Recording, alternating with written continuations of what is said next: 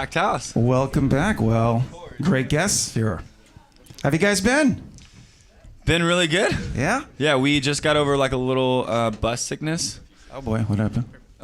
Well, what happens on a tour, as you might assume, is one person gets sick, another person gets sick, Oh, it shares. and then when that one person gets better, then the last one gives him back to sickness. So it's just kind of That's like right. this. It's a nice cycle experience. Yeah, it's very bonding though. Well, it's a testament to your band. Yeah. Now, Brian over there representing Wheaton. Yes, sir. Did the tour bus pull up at Mom's house? So it did, but it was a couple weeks ago. Okay. We were passing through on a day off, and we got to have a home-cooked meal. But today, we just went straight to the Riv and then straight here. Okay. And Nate here is representing his fantastic beard. Thank you. You're welcome. You just wanted to point that out for everybody. I don't know what I'd do without it. I don't want to. We wouldn't know who you are. It's a funny story too. I guess like the week after we met, I shaved it all off. Like my hair, I had long hair and my beard, and I walked by them and I was like, "What's up, Judah?" And he just kept walking. Right. Had Well, I no said idea. hey politely, probably, right? It's like, oh Well, he's hey, just like a jerk. But he didn't know who I was. Yeah. Yeah. So anyway, beard, Anyway. it's good. Beard is fantastic. Tonight at the Riv for a show tonight. And I think to further endear yourself to the crowd tonight and the crowd here, just mention Loyola. Nice. No, they ruined my bracket. Right. They ruined Sister Jean's bracket too, but she's cool with it. We have a. They did beat my Tennessee Vols, so that was pretty rough. Yeah. That's pretty rough for me. Yeah, we got a big. Did y'all see the shot, like the roll, like it was like that sister's prayers, like just worked. Yeah. Sister Jean. Yeah, we've got a big band tournament bracket going on. And Oh yeah, who's winning? none of us. It's March Sadness. Yeah. Seriously. With all the opening bands and yeah. That was funnier than I thought. They have a cool thing going though. So we did like a money pot, like easy buy-in, like the first three win, but the loser, and you guys can kind of tell us if this is a bad idea or a good idea or not. But imagine you're at a Judah and the Lion show, and we just finished a song, and then all of a sudden, unexplained, spotlight, microphone. One person that you may or may not know singing Twinkle Twinkle Little Star by himself a cappella. So everyone, we all leave the stage, and that person comes to the center, and really And we're hoping, really hoping that it's Adam Yep. back here. Our sound guy. that's our sound guy. Or it could be a beardless Nate if he's out there. Oh, wow. No, the band will break up if that happens. Yeah. Yeah, shots. But you guys met down at Belmont University in Nashville, who I know from basketball. I had a friend who played basketball for them in the late 90s. But you were a baseball player. I was, yeah. What did you play? I was kind of there to hit. I was a middle infielder in high school, and then I figured out really quickly in my freshman year that I did not have a Division I arm. So they kind of put me in first base, and that's pretty much where I stuck after my freshman year to senior year.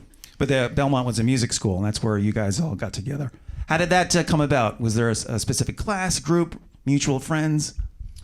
Yeah, so for me, my junior year, so Belmont, for those of you that don't know, it's like right across the street from the world famous Music Row, which has all the kind of the famous music studios in Nashville. So like if that Music Row is right here, then Belmont is literally right here. And a part of one of the perks of going to Belmont and being a student is you have access to a lot of those studios for free because they're owned by the school. And so junior year, like I was studying music business, also playing baseball. But you kind of like discover, it's like, oh my gosh, I need to utilize these studios because once I graduate, they're going to be really expensive and I'm not going to be able to afford it. So about the December break, my junior year was when I was like, okay, I need to at least just go in and record some music just because, we're paying for it or, the baseball scholarship's paying for it. Like I need to use it. And so not with like any intention to even form a band. It was just like I was writing songs. I loved songwriting. That's kind of the reason why I was at Belmont. And I just wanted to record these songs for my mom and me to listen to. And I wanted to hear him with these organic instruments. And so Nate was a friend of a friend. And Nate was kind of like a character of sorts on campus. He had the beard before like the beard became like the hipster thing to do. And so like everybody was actually concerned if he was just like a homeless man that was just like walking. But he had like all these friends, and like Nate's one of the, you know, the sweetest dudes ever. So it's like he was kind of just like this character of sorts. And then Nate just had recently become the only banjo major at Belmont, and was playing a lot with Brian, who became the only mandolin major at Belmont. And so I think y'all's teachers is what kind of hooked you guys up, right? Because you were just learning. We were both guitar majors before that, and so we had like a seminar class together, and we had the same teacher who was really good at guitar, banjo, and mandolin. So we just kind of ran in the same sort of circles. Yeah. So when I called Nate, I was like, you know, I'm a baseball player, but I'm you know, wanting to focus on music and songwriting, and I had these songs. Would you just come and jam? And we met over lunch, and then really hit it off like relationally.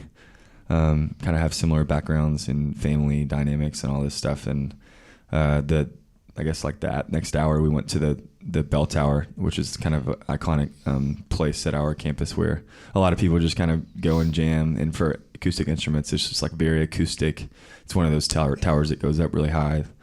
And I called my mom right after and was like crying. It's like, Mom, I think I found something that I think is special, at least to me. And I don't have to play baseball anymore. Yeah, I don't have to go for 4 anymore.